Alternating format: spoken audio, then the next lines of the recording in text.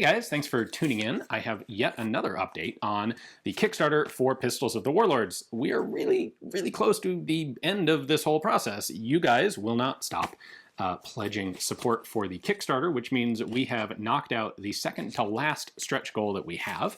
That was for a Warlord profile on a man named Xishan.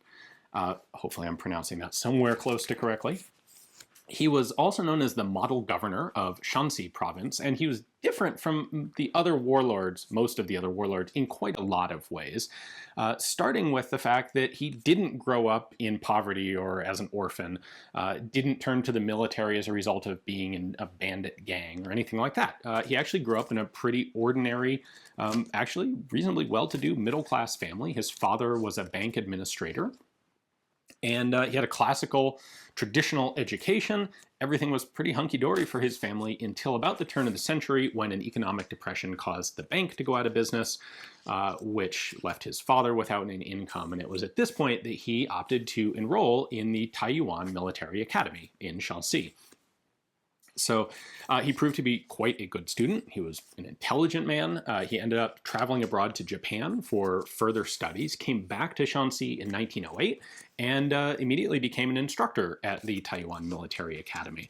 Clearly, he progressed quickly, was well recognized for his talents because Yuan Shikai appointed him military governor of the province during his time in power. That didn't include any civil authority. However, when Yuan Shikai died in 1917, Yan Xishan took over power as both military and civil governor of Shanxi, and he would keep that power all the way until the end of the Chinese Civil War in like 1949.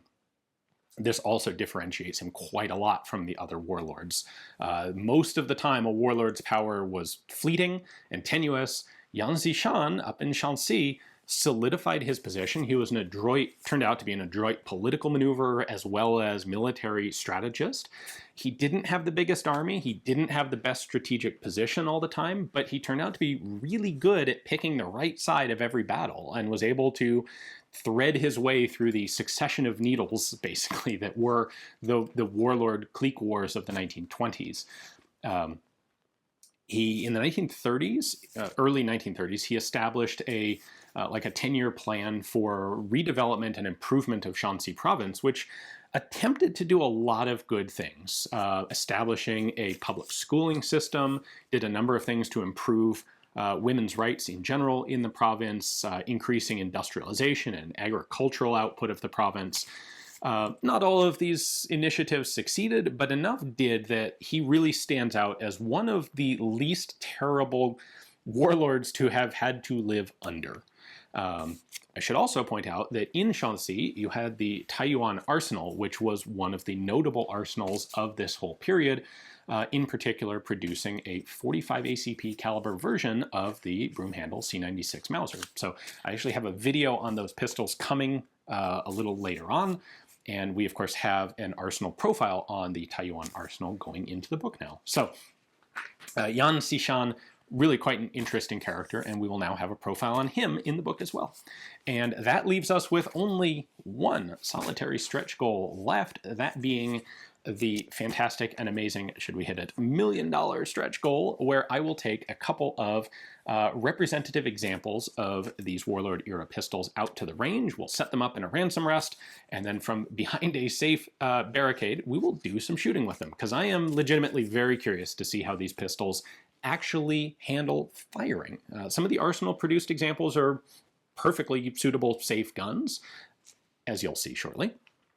But the ones that came out of small workshops, especially the simple blowback 7.63mm Mauser ones, I'm really curious about. To answer a couple of questions that came up since we started talking about this stretch goal, yes, we will also take some 7.62 Tokarev ammunition along for that testing. So if the gun survives 7.63 Mauser, we will also test it with Tokarev ammo, because I feel like I can pretty well guarantee that a lot of these pistols had Tokarev ammunition put through them. Especially once you get into the latter years of the Chinese Civil War and after the communist victory in the Civil War, there was a lot of Tokarev ammunition. The Chinese, the PLA, started using 7.62 Tokarev, and I'm sure that that ammunition was used in these pistols because it is dimensionally interchangeable with 7.63 Mauser. So that's what we've got coming. Hopefully, like, it looks pretty darn good. Like, we'll hit that. So I'm excited about that.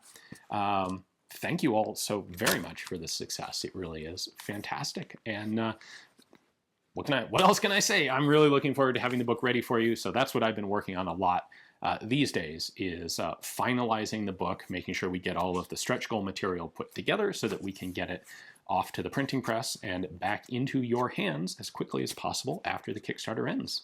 Thank you all very much.